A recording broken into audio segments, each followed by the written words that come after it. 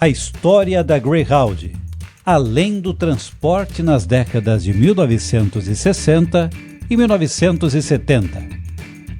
A Greyhound começou a se diversificar seriamente durante a década de 1960. Anteriormente, a diversificação se limitava à operação de restaurantes em terminais, linhas de vans, serviço de entrega expressa e fabricação de ônibus e acessórios para ônibus.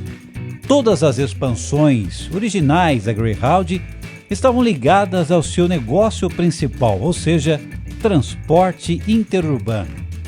Até mesmo o mal-sucedido negócio de aluguel de automóveis tinha o objetivo de atrair os passageiros de ônibus que deveriam alugar um carro Greyhound durante sua estadia em uma cidade.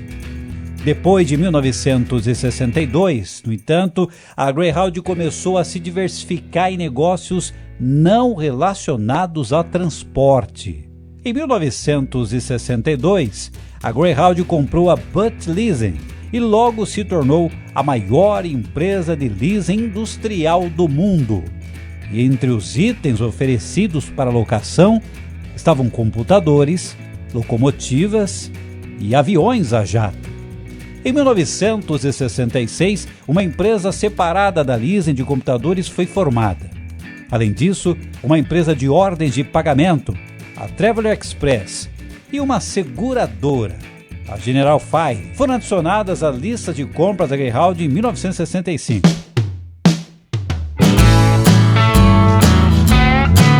Os serviços de alimentação da Greyhound foram expandidos e em 1964, com a aquisição de uma rede de restaurantes de beira de estrada, Hornets e Prophet Foods, um grande fornecedor industrial e institucional. Em 1967, a Greyhound continuou a fazer aquisições no setor de serviços. Uma dessas compras, a Aircraft Services, prestava serviços de manuseio em terra e zeladoria. A Greyhound também começou a fornecer alimentos para companhias aéreas. As empresas compradas pela Greyhound durante seu programa de aquisição dos anos de 1960 eram todas pequenas, e a maioria dos lucros da Greyhound ainda vinha da operação de ônibus. Mesmo depois de sua expansão, os serviços de alimentação responderam por apenas 5% dos lucros e as atividades financeiras e de arrendamento 20%. A diversificação da Greyhound em atividades não relacionadas ao ônibus foi necessária porque a indústria de ônibus estava diminuindo constantemente, em parte em resposta a um aumento nas passagens aéreas mais baratas. Mesmo com algumas aquisições lucrativas, a Greyhound perdeu dinheiro porque os lucros da linha de ônibus caíram. Os lucros das linhas de ônibus atingiram um ponto baixo em 1967, quando os tumultos após a morte de Martin Luther King reduziram o número de passageiros. A gerência da empresa achava que uma grande aquisição ajudaria consideravelmente a Greyhound. Como resultado, em 1970, a Greyhound adquiriu a Armour Foods por $400 milhões. Para reduzir seu investimento, a Greyhound imediatamente vendeu 225 milhões em ativos da Armour, deixando apenas as operações de empacotamento de carne e produtos de consumo. A divisão farmacêutica da Armour foi vendida para a Revlon em 1977.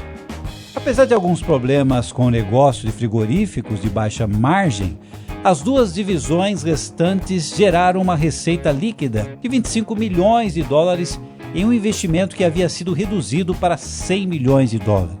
A contribuição da Armour para a Greyhound foi substituída, no entanto, pela divisão de serviços financeiros, com lucros de $25,8 milhões, isso em 1978. Em 1978, o CEO da Greyhound, Gerald Trauman, concluiu que a saúde da empresa ainda dependia de suas operações de ônibus. Como queria deixar a empresa em boas condições financeiras ao se aposentar, Trauman adiou sua aposentadoria e se colocou à frente das operações de ônibus. Depois que Trauman assumiu o comando das linhas de ônibus, mais atenção foi dada a detalhes como banheiros limpos e manutenção de ônibus. Medidas como essas, juntamente com a escassez de gasolina que tornava as viagens de carro menos desejáveis, ajudaram a aumentar os lucros dos ônibus em 83% de 1978 e 1979. Em 1982, Trummer decidiu se aposentar e o seu sucessor, John Tietz, imediatamente começou a vender subsidiárias que não estavam apresentando um bom desempenho. O novo CEO da empresa teve que lidar com uma violenta greve de motoristas de ônibus de 47 dias em 1983.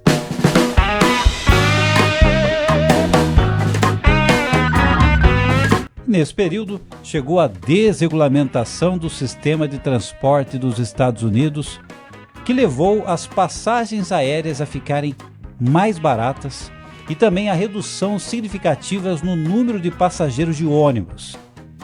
Essa greve foi precipitada pela agência de administração de que os motoristas aceitassem um corte de 17% nos salários e benefícios.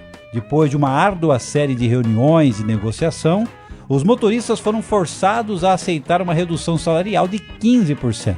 A Greyhound ganhou uma grande concessão, mas o preço era caro: 25 milhões de dólares em receitas perdidas. No geral, de 1980 a 1986, a Greyhound sofreu um declínio no número de passageiros de 55%. Parte da queda foi engendrada pela própria Greyhound, que aproveitou o ambiente de desregulamentação, fechando rotas de ônibus que não eram lucrativas. Outro fator, é claro, eram passagens aéreas cada vez mais baratas, que estavam afastando as pessoas das linhas de ônibus. O negócio de entrega de pacotes da Greyhound também estava sentindo efeitos da competição, já que a Federal Express e a United Parcel Service estavam tirando negócios a oferecer um serviço mais rápido.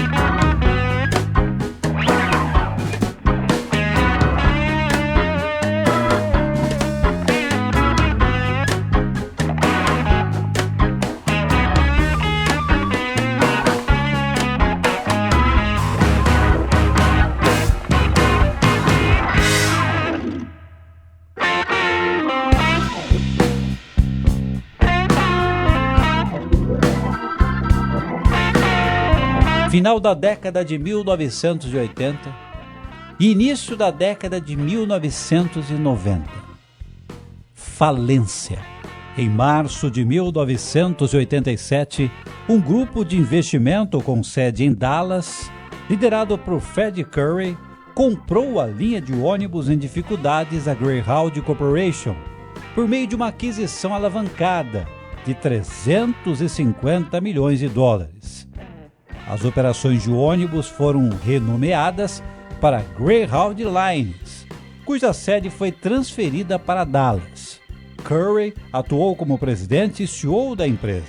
Greyhound Corporation continuou como uma empresa separada envolvida em produtos e serviços de consumo. Ela mudou seu nome para Dyer Corporation em 1991. O primeiro movimento importante de Curry foi adquirir a arquirrival Travelers Lines e fundi-la com a Greyhound. Após a conclusão da aquisição em julho de 1987, a Greyhound Line se tornou a única provedora nacional de serviços de ônibus intermunicipal nos Estados Unidos. Embora continuasse a enfrentar a concorrência das linhas regionais, Curry agiu rapidamente para renovar a Greyhound, gastando 30 milhões para renovar terminais dilapidados e para abrir novos, aumentando o orçamento de publicidade da empresa em 50%. Ele também fez toda a modernização, instalando o sistema computadorizado de reservas e emissões de bilhetes de passagens. Aumentou o número de passageiros e diminuiu o tempo de espera dos clientes nas filas. O número de passageiros de fato aumentou em 1988 e 1989. A empresa conseguiu registrar um pequeno lucro no último ano, com vendas de quase $1 bilhão. Mas a reviravolta teve vida curta. Quando a Greyhound iniciou negociações de contrato com seus funcionários sindicalizados, no início de 1990, Curry decidiu adotar uma linha dura, dizendo ao sindicato que a empresa contrataria trabalhadores substitutos permanentes se o sindicato entrasse em greve. Ressaltando sua abordagem, ele começou a contratar trabalhadores substitutos antes mesmo do sindicato decidirem fazer em greve.